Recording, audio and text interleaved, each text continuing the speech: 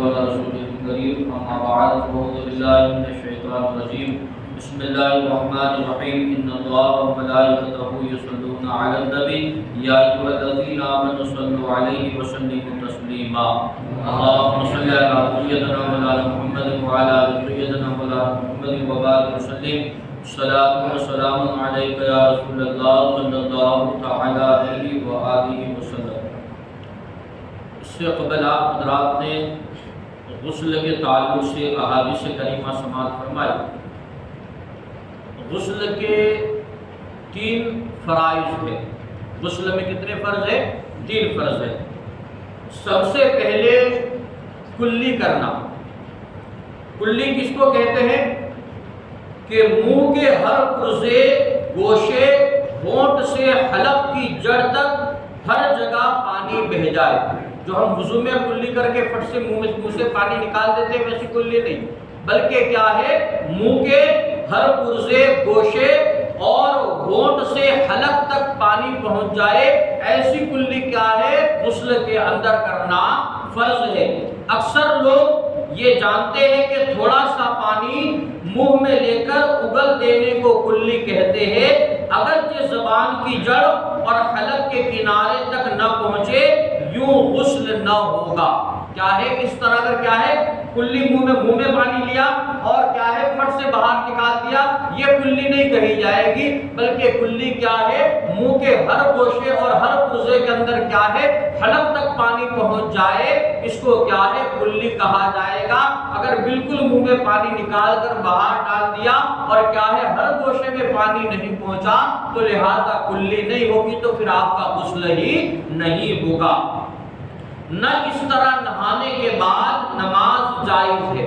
اگر اس طرح کوئی کلی کرے گا کہ منہ میں پانی ڈال کے فوراً نکال دے گا اور کیا ہے ہر پرزے ہر گوشے میں پانی نہیں پہنچائے گا، تو اس کے بعد اگر وہ نماز پڑھے گا تو اس کی نماز بھی اس طرح جائز نہیں ہے، بلکہ فرض ہے کہ دانتوں کے پیچھے، گالوں کی تہ میں، دانتوں کی جڑ اور کھڑکیوں میں، زبان کی ہر کروٹ میں حلق کے کنارے تک پانی بہے، یعنی منہ کے اندر کا کوئی بھی گوشہ پانی کے سے تر کیے بغیر کیا ہے، نہیں رہنا چاہیے، اس کو کلی کہا جاتا ہے۔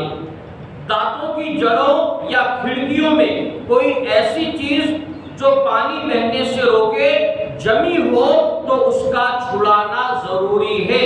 اگر چھڑانے میں ضرر اور حرج نہ ہو، جیسے چھالیاں کے دانے، گوشت کے ریشے، اور اگر چھڑانے میں ضرر اور حرج ہو، جیسے بہت پان کھانے سے دانتوں کی جڑوں میں چونے کا جم جانا۔ اگر کیا ہے منہ کے اندر کیا ہے آپ نے بوٹی کھائی، بوٹی کے ریشے رہ گئے، تو اب کیا ہے اسے آسانی سے آپ کیا ہے نکال سکتے ہیں، چھڑا سکتے ہیں، تو لہذا چھڑانا آپ کے لیے فرض ہے۔ اگر کیا ہے اسی طرح رہ گئے اور آپ نے کلی کر لی تو پانی وہاں تک نہیں پہنچ پائے گا جہاں ریشے ہوں گے، لہذا آپ کا کیا ہے غسل نہیں ہوگا۔ تو اگر کیا ہے اسے چھڑانے میں، دور کرنے میں کوئی حرج نہ ہو تو اسے کیا ہے نکالنا یعنی چھڑانا ضروری ہے۔ اور اگر ضرر ہو یعنی تکلیف ہوتی ہو، جیسے عموماً بہت زیادہ پان کھانے والے جو حضرات ہوتے ہیں تو کیا ہے چونا کھانے کی وجہ سے منہ میں چونا بھی کیا ہے بسا اوقات ایسا جم جاتا ہے کہ چھڑائے تو چھڑتا نہیں ہے، اور اگر چھڑائیں گے تو پھر کیا ہے وہاں سے خون بہنا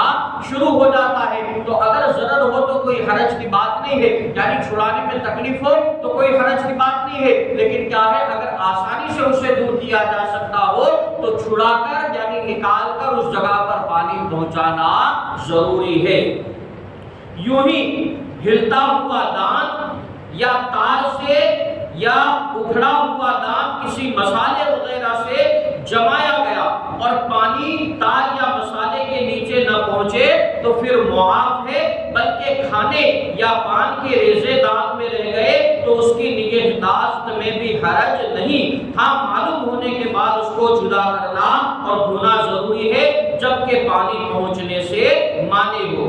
یہاں پر کیا لکھا ہے کہ اگر کسی کا دانت ملتا ہے یا پھر کیا ہے اکھڑا ہوا دانت دانت ہے اور اسے مسالے سے جمایا یا دانت ہل رہے تھے تار سے جما دیا، تار باندھ دیے، تو پھر کیا ہے اس میں کوئی حرج کی بات نہیں ہے۔ اب ایسا نہیں کہ دانت میں سے مسالہ نکال کر یا تار نکال کر وہاں پانی پہنچانا ضروری ہے، نہیں، یہ کیا ہے، معاف ہے۔ اگر دانت کسی کے بندے ہوئے ہیں یا پھر دانت کے نیچے مسالہ لگا کر اسے جمایا گیا ہے تو معاف ہے، لیکن اگر کھانے یا پانی کے ریزے عموماً کیا ہے رہ جاتے ہیں جو ہمیں پتہ نہیں ہوتا تو پھر یہ بھی معاف ہے، لیکن پتہ ہونے کے بعد اسے چھڑانا ضروری ہے۔ دوسرا ہے ناک میں پانی ڈالنا۔ پہلا وضو کا فرض کیا ہے، کلی کرنا، دوسرا فرض ہے ناک کے اندر پانی ڈالنا۔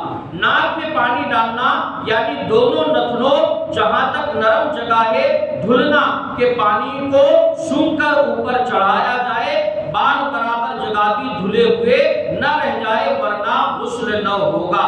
ناک کے اندر نتھنوں کے اندر جو نرم جگہ ہے وہاں تک پانی پہنچانا ضروری ہے، اور پانی وہاں تک کیسے پہنچے گا، اس طرح ڈالنے سے نہیں پہنچے گا، پانی کو ہاتھ میں لینا ہے اور جس طرح ہم کوئی چیز سونگتے ہیں اس طرح کیا ہے آہستہ سے سونگنا ہے تو پانی آسانی سے وہاں تک پہنچ جائے گا۔ پانی کو آپ کھینچیں گے نا ناک سے سونگتے ہوئے تو پھر کیا ہے پانی آسانی سے وہاں تک پہنچ جائے گا۔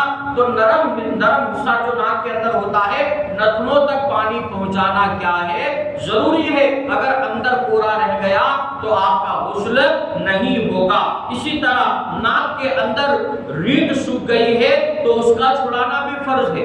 ناک کے اندر ریڑھ تھی اور ریڑھ کیا ہے جم گئی تو اس کا چھڑانا بھی ضروری ہے، یعنی اس کو صاف کر کر وہاں پانی پہنچانا ضروری ہے۔ اسی طرح ناک کے بالوں کا دھونا بھی فرض ہے۔ عموماً کیا ہوتا ہے کئی لوگوں کے ناک میں بال ہوتے ہیں اور اسے نہ کترواتے ہیں نہ نکالتے ہیں، تو پھر کیا ہے ناک کے اندر بال اتنے ہو جاتے ہیں کہ وہ کیا ہے ناک کو اندر کے حصے کو تر ہونے نہیں دیتا۔ لہذا کیا ہے بہتر یہ ہے کہ ناک کے بالوں کو صاف کرتے رہنا چاہیے۔ تو اگر ناک کے اندر بال ہے تو ان کا دھونا بھی فرض ہے۔ آخری مسئلہ، بلاک کا سوراخ اگر بند رہو، عموماً کیا ہے عورتیں ناک کے اندر نتھنی پہنتی ہے تو ناک کے اندر کیا ہے سوراخ کرنا پڑتا ہے، تو اگر ناک کا سوراخ بند نہ ہو تو اس میں پانی پہنچانا ضروری ہے۔ اگر تنگ ہے تو حرکت دینا ضروری ہے ورنہ نہیں۔ اگر ناک کے اندر نتھنی پہنی ہوئی ہے تو حرکت دے کر وہاں پانی پہنچانا ضروری ہے، لیکن کیا ہے اگر بغیر حرکت کی آسانی سے پہنچ جاتا ہے تو کوئی حرج نہیں ہے، ورنہ اگر کیا ہے ناک کا سوراخ پہلے کروایا، نتھنی ڈلوائی، لیکن جب نتھنی نکال لی تو ناک کا سوراخ کیا ہے بالکل بند ہو گیا تو پھر کوئی حرج کی بات نہیں ہے، لیکن اندر پانی پہنچانا اگر سوراخ ہے تو ہلا کر آسانی سے پانی پہنچانا اندر ضروری ہے۔ اللہ تبارک و تعالی ہم سبھی کو عمل کرنے کی توفیق